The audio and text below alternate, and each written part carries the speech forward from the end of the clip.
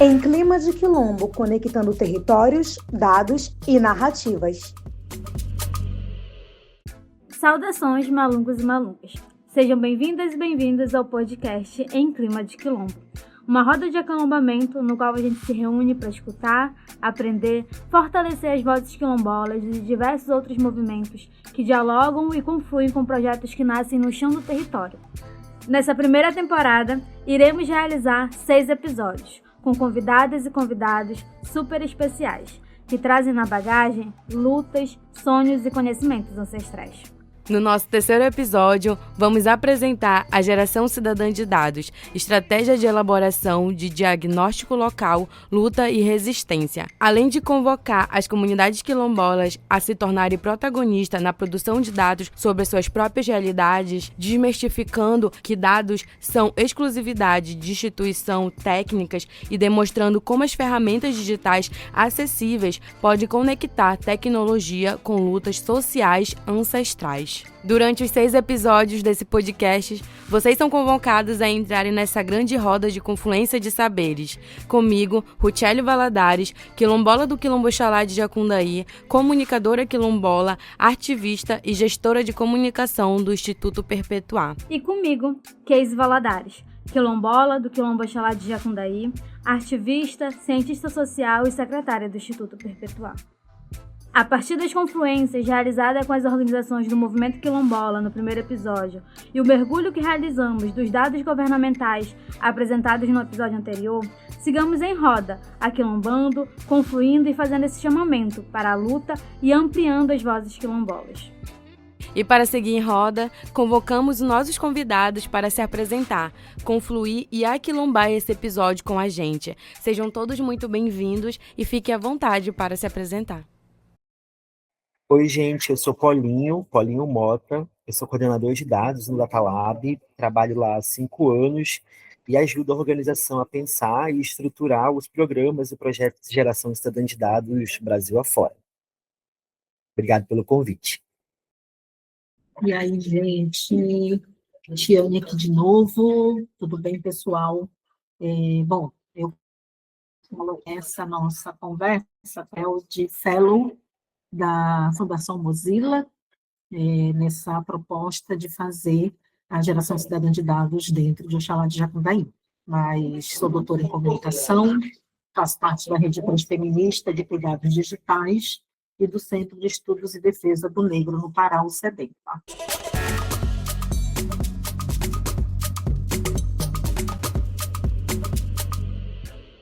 Para início da conversa, nós gostaríamos de saber o que seria a Geração Cidadã de Dados, o GCD, Paulinho. Geração cidadã de dados é uma metodologia que existe antes do Datalab pensar ou conhecer ela. Mas a gente aqui tem definido essa metodologia como o conjunto de ações que permitem aos cidadãos que eles gerem, recolham e utilizem os dados para o benefício de sua comunidade ou coletivo. Então, eu acho que é bem importante adicionar a essa definição que não é uma ação apenas sobre a coleta ou sobre a tomada de dados. Tem todo o pensamento também sobre como que isso vai ser armazenado, a etapa da comunicação e principalmente também como que vai ser os pedidos ou demandas gerados a partir desse dado, sem esquecer dessa última parte que eu falei, para que seja voltado para o benefício dos coletivos ou daquela própria organização. Paulinho, há quanto tempo o Datalab, que é essa organização, trabalha com essa metodologia do GCD? A gente está nessa lida há 9 anos, então desde 2017, 2018. Tem esses 2 anos porque 2017 foi o primeiro projeto que a gente escreveu com essa metodologia e em 2018 foi quando a gente começou a implementar esse projeto. O primeiro deles, que é também o mais conhecido, é chamado CocoZap, que é um projeto que coletava irregularidades de saneamento básico na favela da Maré, mas desde então, desde 2018, a gente tem aplicado a metodologia da geração cidadã de dados para outros projetos, como desinformação, mapeamento para a soberania alimentar e outros que eu acho que durante o episódio a gente vai dar conta de explicar um pouquinho mais. Então tem aí quase 10 anos já. Massa que o trabalho já acontece há muito tempo, né, nessas comunidades e como você vem vendo esse resultado, né? Agora, Tiane, como fellow da Mozilla, quais as conexões você enxerga nesse meio global para com a produção de dados locais? Olha que pergunta profunda, né? Como que eu enxerguei, né? Eu acredito que a partir da compreensão de que o domínio dos dados eles estão nas mãos de monopólios e corporações digitais, a geração cidadã de dados, ela é oportuna para que a gente descentralize esse domínio dos dados, esse controle dos dados, essa vigilância dos dados, que a gente possa pensar uma perspectiva tecnológica que tenha princípios baseados em comunidades tradicionais, como os quilombos, que nós tenhamos, e dentro disso, que a gente compreenda que a autonomia é importante, que a diversidade cultural é importante, e que todas esses valores, eles são importantes para que comunidades, para que grupos sociais consigam se apropriar da ferramenta, da metodologia, da tecnologia da geração de dados, para então ter sob sua posse, digamos, acho que essa é uma palavra não boa, mas sob sua posse, sob sua comunidade, que a gente consiga que essas comunidades tenham as informações a partir de si mesmas. Então, a comunidade quer desenvolver isso, a comunidade pode e tem condições de desenvolver seus próprios dados e não ficar à mercê de controles e monopólios, sejam eles privados ou estatais.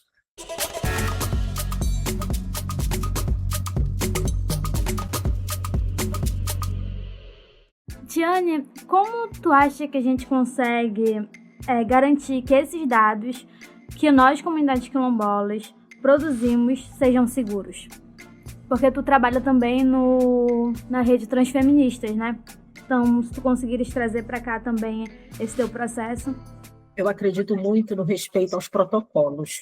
E boa parte das comunidades quilombolas no Brasil, das comunidades tradicionais como um todo, elas têm protocolos de cuidado desenvolvidos por elas mesmas. Então, não tem segredo. É a gente dialogar com as comunidades, respeitar e seguir esses protocolos, que a gente, com certeza, ganhos próprios, dentro desses valores comunitários, para o cuidado adequado com esses dados. Então, não tem um segredo de dizer assim, é algo mirabolante. Eu acredito que seguir os protocolos das próprias comunidades, óbvio, a gente precisa acrescentar uma camada de segurança, a gente precisa acrescentar uma camada de compreensão de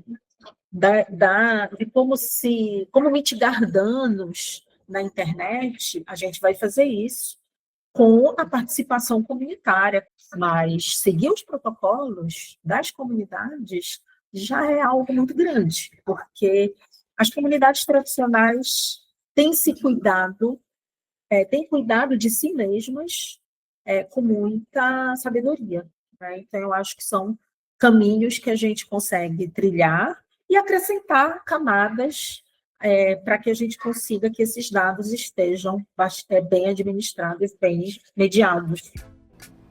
Realmente, Tiane, até porque para nós, comunidades tradicionais, os protocolos, além de garantir a nossa permanência de forma territorial, eles garantem a nossa autonomia, né, e a nossa segurança diante daquilo que a gente quer que venha para nossas comunidades e tudo mais.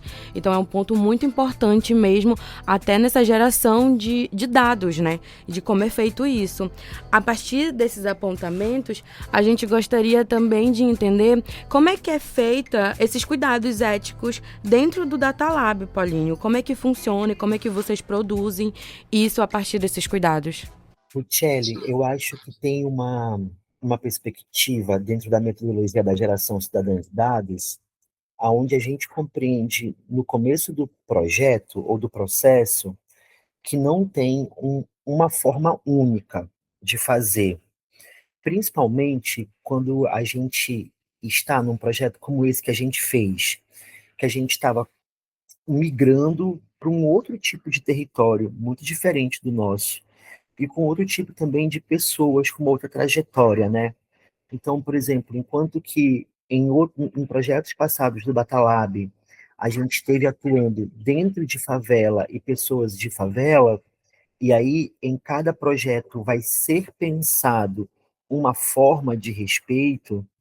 Quando a gente foi, né, começar a trabalhar junto com vocês do Perpetuar e começamos a construir todas as ideias do projeto, a gente não sabia como seria. Então, eu acho que a gente fica sempre num lugar de contar o que já aconteceu, compartilhar experiências passadas, e aí aquela comunidade poder refletir, pensar o que faz sentido para ela própria, e então ela mesma decidir como que esse processo pode ser bem executado. Então, eu acho que a grande forma de se pensar esse protocolo dentro do Datalab é sempre seguindo esse pressuposto de que em cada projeto e em cada comunidade, aquele lugar e aquelas pessoas vão decidir a melhor forma para si, tanto de gerar o dado, do armazenamento do dado, como também do compartilhamento. E eu acho que esse foi um dos grandes aprendizados que a gente teve dentro do projeto do Quilombo Sem Lixo, junto com o Perpetuar, que é, apesar de Quilombo ser um território, né, que fica à margem das políticas públicas, tal qual as favelas também ficam à margem das políticas públicas no Brasil, a gente compartilha essa semelhança, mas a gente tem muitas outras diferenças, muitos diferentes tempos, diferentes formas de entender e construir o protocolo, como a Tiane falou. Então, eu acho que, para responder a resposta para a sua pergunta, ela é quase como se fosse uma outra dúvida, né? Um outro questionamento.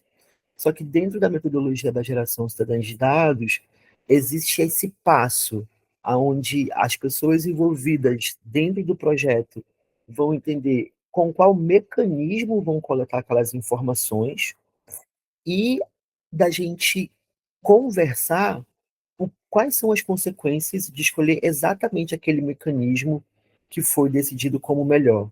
E depois que a gente conversa sobre isso, de quais são as consequências daquele mecanismo, o que está envolvido, a própria comunidade precisa ter autonomia, foi um termo que você usou também, para escolher quais as camadas de segurança, quais são as etapas do protocolo, ou qual nível de abertura de dado isso vai ser dado a esse projeto. Então, eu acho que tem um pouco disso, de uma conversa compartilhada, de compreender os quês e os porquês, mas ainda assim deixar com que o grupo que está desempenhando a atividade possa escolher com autonomia, sabe, com liberdade, quais são as camadas de proteção, por que que aquilo vai ser feito e principalmente como que todas essas decisões elas vão poder ser levadas adiante mesmo depois que o projeto se encerre. Acho que esse é o grande protocolo para pensar o cuidado, a ética e também o como que cada território e cada população vai ter um tempo e uma maneira diferente de pensar esses protocolos. E pensando em um processo de integrar esses dados produzidos pelas comunidades locais, como é que tu acha essa comparação entre esses dados produzidos pelas comunidades e os dados produzidos pelos dados governamentais, vamos dizer assim? Eu acho, eu acho não, né? Eu tenho visto durante esses 10 anos, fazendo projetos de geração cidadã de dados, que os dados cidadãos, ele tem, não é em primeiro lugar, mas ele tem logo de partida uma acurácia muito maior do que os dados governamentais. A acurácia, ela é uma medida da estatística e da epidemiologia que ela diz que aquela informação, ela de fato representa a dimensão da realidade que ela está querendo representar. Então, eu vou dar um exemplo muito, muito, muito banal. Por exemplo, o meu gênero é masculino. Então, se na base de dados que tem o meu gênero está dizendo que ele é masculino, que eu sou masculino, essa informação tem 100% de acurácia, porque ela concorda exatamente com a minha especificidade. E, em geral, Casey, os dados gerados de forma cidadão, eles vão ter maior acurácia do que os dados governamentais. Isso tem uma razão histórica e estrutural de acontecer. Dentro do projeto de geração cidadã de dados, é a comunidade que decide quais perguntas vai fazer, como que essas perguntas vão ser feitas e, principalmente, as formas de respostas àquelas perguntas. Quando a gente tem esse processo estabelecido, a gente vai ter um pertencimento maior da comunidade ao senso das informações. Todo mundo vai compreender o que aquilo significa e vai poder utilizar da sua própria linguagem estética e código para informar isso. Então, tem essa primeira camada. Tem uma segunda camada, que é uma camada do reconhecimento, que ela é muito importante também. E ela diferencia o dado produzido pelas comunidades dos dados produzidos pelo governo. O que eu quero dizer com esse pertencimento? Quando um agente do IBGE vem realizar o censo, na maioria das vezes a gente não conhece aquela pessoa. Os órgãos governamentais têm uma tradição de não ter presença nos nossos territórios. Então, quando aquela pessoa chega dentro do nosso território, a gente olha com muita desconfiança. E na maioria das vezes as pessoas não vão acolher e tratar aquele agente, que é um agente externo, com tanta confiança ou com tanto pertencimento quando comparado a uma pessoa que é da própria comunidade. Então aqui tem uma segunda camada da informação que ajuda com que esses dados possuam maior acurácia. E é justamente por isso que em muitos casos a gente vai ver que a informação governamental ela mascara uma verdade. E, em geral, ela está sempre subrepresentando, mascarando mesmo. Então, às vezes, a informação governamental vai dizer que existem 111 famílias numa comunidade, e aquelas pessoas da comunidade vão sempre dizer, não são 111, são 150. Isso tem muito a ver com a sensibilidade do dado, com o pertencimento, com a compreensão de linguagem. Então, acho que a principal diferença é que os dados gerados a partir da comunidade, ele representa melhor e com mais certeza tudo aquilo que ele está se propondo. Existem mais camadas do que essas duas que eu expliquei, mas eu acho que essas duas, elas são sempre presentes em diferentes projetos. Então, as pessoas da comunidade, elas vão ter mais vontade de participar. Isso é uma outra camada também, que a gente pode chamar de viés de voluntariado. Então, a gente tem várias coisas que fazem com que as pessoas que estão passando por aquele problema ou por aquela situação, isso vai possibilitar com que elas gerem as melhores informações. E isso não é uma coisa nova. Eu acho que isso não é um aspecto de inovação, como a gente tem acostumado a ouvir ou ler. Isso é o antigo e clássico nós por nós, ou quem sabe melhor do problema é quem está passando pelo problema. Ninguém melhor de falar daquela situação, de que quem está envolvido nela. Então, a geração cidadã de dados, ela resgata um pouco desse fazer e conhecer ancestral, que é devolver o poder, a autonomia e a decisão para a mão das pessoas que mais importam, que são aquelas pessoas que passam por aquela realidade. Então, eu acho que, em resumo, a principal diferença é a acurácia, a qualidade, o pertencimento e legitimidade dos dados, quando eles são feitos de dentro para fora, de baixo para cima, entre outras formas de representar.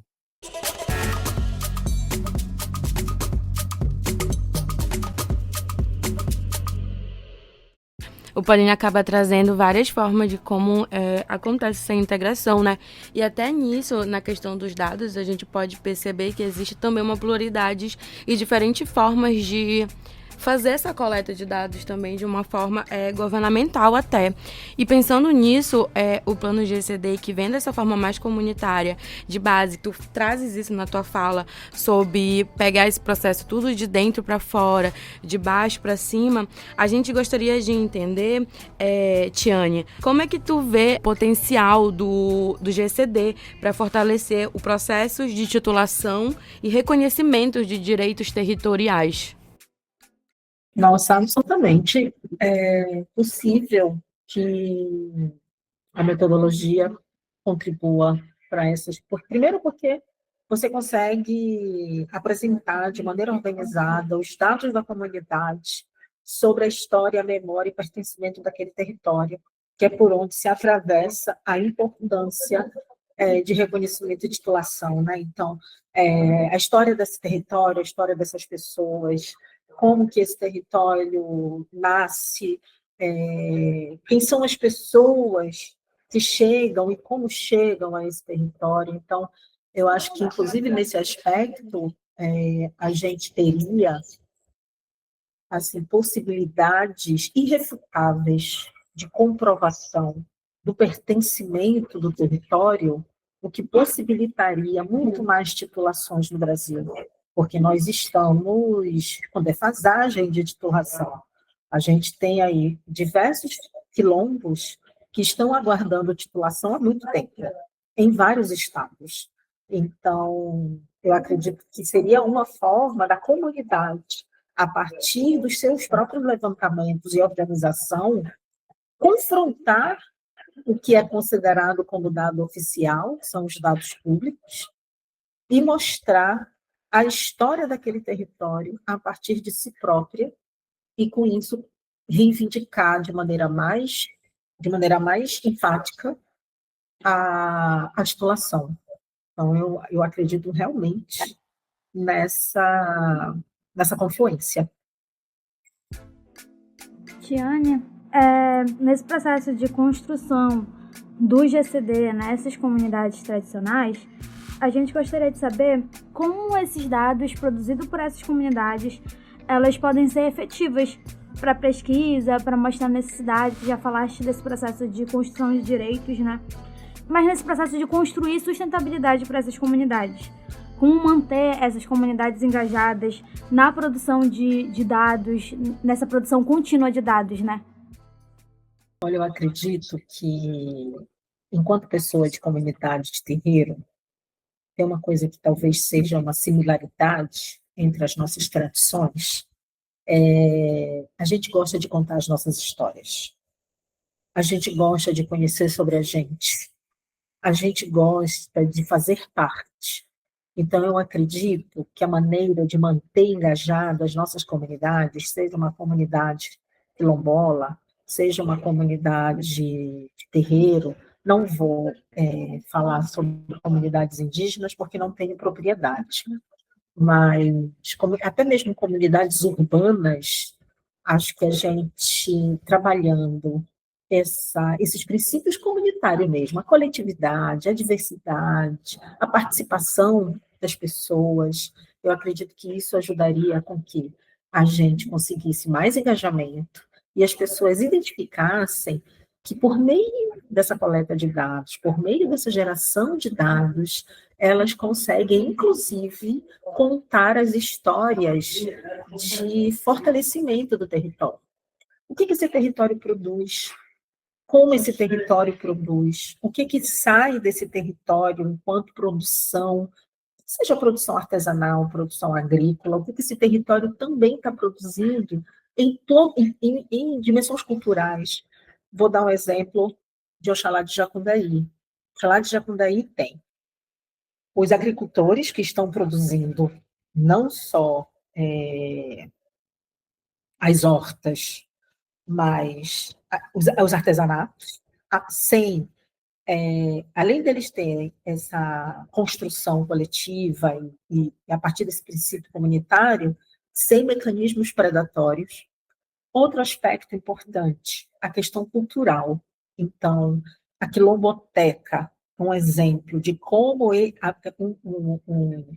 você consegue fortalecer a comunidade desde a infância, até os mais velhos, e engajar essa comunidade de forma coletiva. Então, você compreender qual é a dimensão cultural daquele território, qual é a contribuição cultural desse território. Todo mundo quer fazer parte, todo mundo faz parte dessa história. Então, eu acredito que isso é uma possibilidade de caminho para engajar e para mostrar para as pessoas que nós temos uma boa história para ser contada também.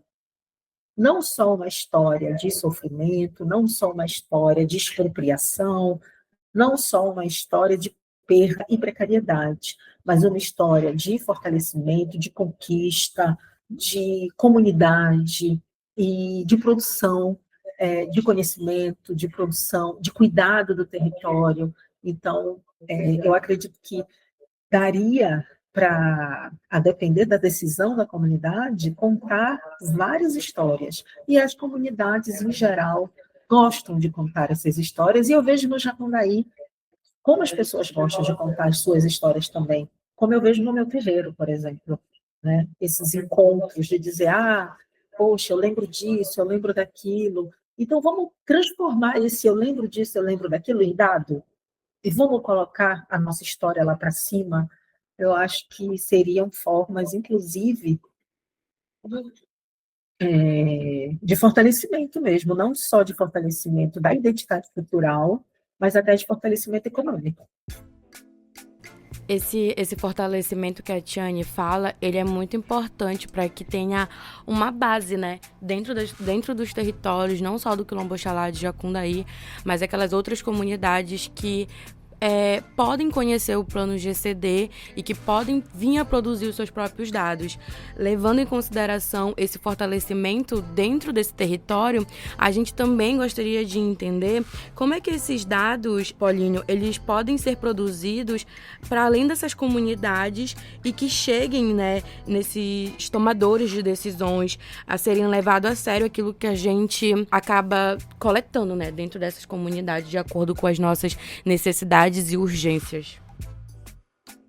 Eu acredito que os dados gerados de forma cidadã podem ser adicionados à agenda governamental ou institucional a partir da abertura dessas instituições e organizações ao reconhecimento da legitimidade desses dados. Então, por exemplo, no IBGE, a gente percebe que alguns grupos de trabalho que lidam com as favelas e comunidades urbanas, agora no Censo Quilombola, pela trajetória histórica, experiência que essas equipes têm dentro desses órgãos, já existe essa legitimidade.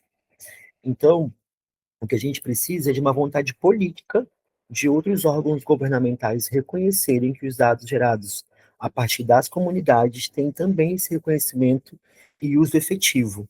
Um outro exemplo de órgão que já se abriu para isso foi o Ministério das Cidades, através da Secretaria das Periferias.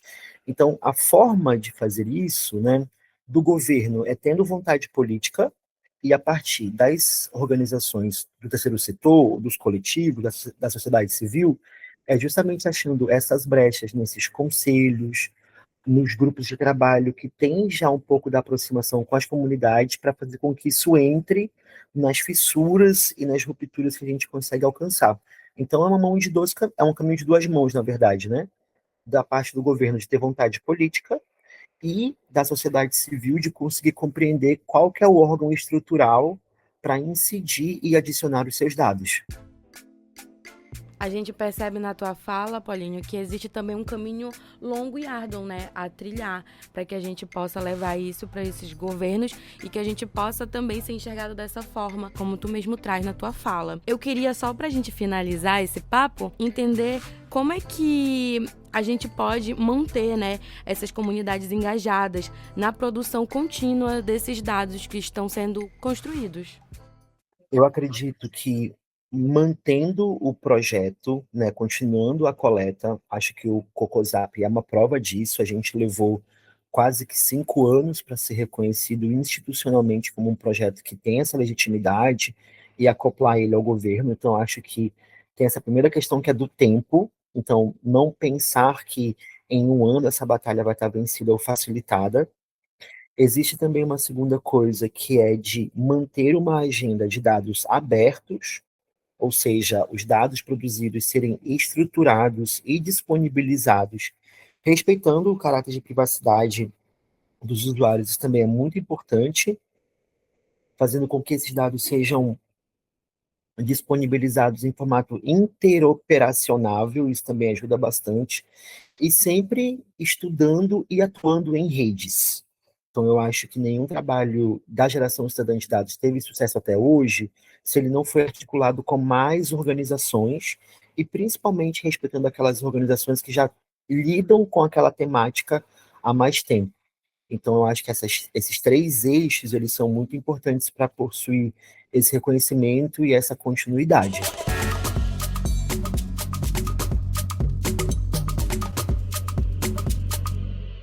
A gente agradece muito a participação de vocês nesse episódio e vamos ficando por aqui, né? Durante essa confluência desse processo do plano GCD, né, a gente aprendeu que a autonomia das comunidades na produção de conhecimento é uma das bases da geração cidadã de dados e que o processo de geração cidadã de dados ele é construído de forma coletiva e estratégica nas comunidades. E para seguir em roda com todos os aprendizados até aqui, vamos relembrar o que confluímos. No primeiro episódio, dialogamos sobre o movimento da luta quilombola com as organizações nacionais, estaduais e territoriais, que protegem e fortalecem a nossa trajetória enquanto comunidades tradicionais. No segundo episódio, falamos sobre os dados governamentais com as instituições responsáveis por eles. E para ficar por dentro do que estamos co-criando e sobre o plano GCD, Geração Cidadã de Dados, acompanhe nossas redes sociais, @Instituto Perpetuar e @Data_Lab. No próximo episódio, vamos demarcar e trazer para essa grande roda de aquilombamento companheiros e companheiras especiais que irão contar como foi a experiência de construir o plano GCD dentro do Quilombo Oxalá de Jacundaí. Então aguarde, porque juntos vamos seguir em confluência, afinal estamos em clima de quilombo. E na apresentação desse episódio, eu, Keise Valadares e Ruchária Valadares. Convidada e convidado, Tiane Neves e Paulinho Mota. Gravação, Viela Norte. E na edição, Denise Salomão. Na realização, Instituto Perpetuar, Data Lab, CLUA e Mozilla Foundation.